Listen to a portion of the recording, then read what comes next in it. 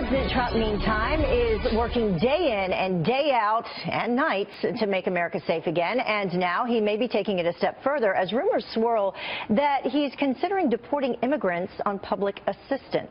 Here to weigh in, Democratic strategist David Morey and Fox News contributor Deneen Borelli. Thank you both for joining us this morning. Really appreciate it. Good morning. Good morning. So first of all, let's take a look at the numbers. And this is according to the Immigrant, the Immigrant Association, I believe is where the study comes from, the Center for Immigration Studies back in 2015. And the average immigrant household, the burden on taxpayers is $6,234. And then it's about $2,000 less on the native household, the tax burden there. So, Deneen, is this a good idea?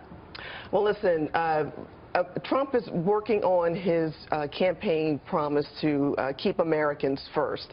And so when you have this instance, and we don't even know if this is going to go through, we don't know all of the details, but what we want, or if immigrants want to come here, they should be expected to be employed and not to be relying on government assistance. Our country is reaching $20 trillion in debt. It's unsustainable. I say take care of Americans first. And David, you know, immigrants built this country. No one is arguing that. Yeah. Look, I think Deneen's right. This is something that's been floated. We don't know exactly what the details are. She's also right that immigrants coming to this country should have jobs and should contribute to the economy. But this could be policymaking insanity if they're going to bar immigrants or deport immigrants based solely on whether they've ever been on public assistance.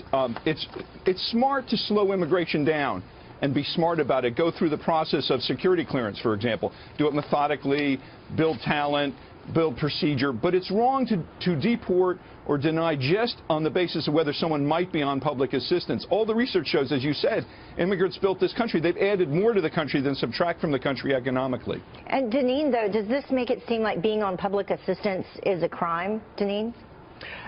Not to say that it's a crime, Heather, but again, our country is facing a significant amount of debt.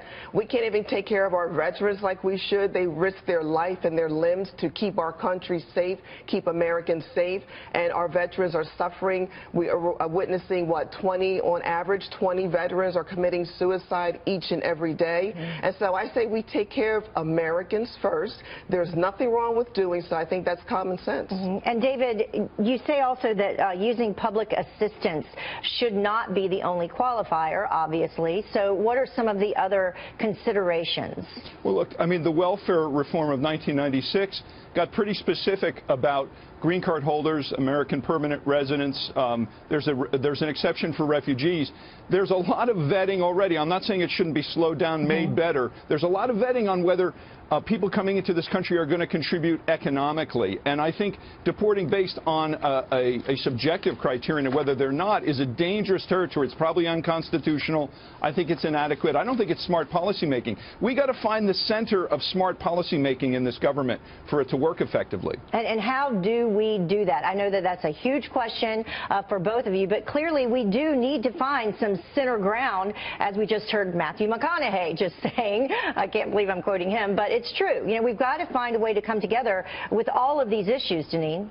No, you're right. And this is about incentives. You don't want people coming here, immigrating, with the idea that they can rely on government assistance. So it is about incentives for people to seek employment, be employed, and not think that government is the fallback. That's the wrong idea. Yeah, we'd like to be a land of unlimited resources, but we are not.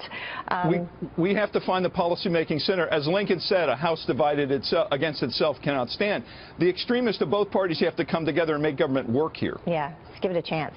See what happens. Yes. Thank you both for joining us this morning. Appreciate it, David and Deneen. Thank you.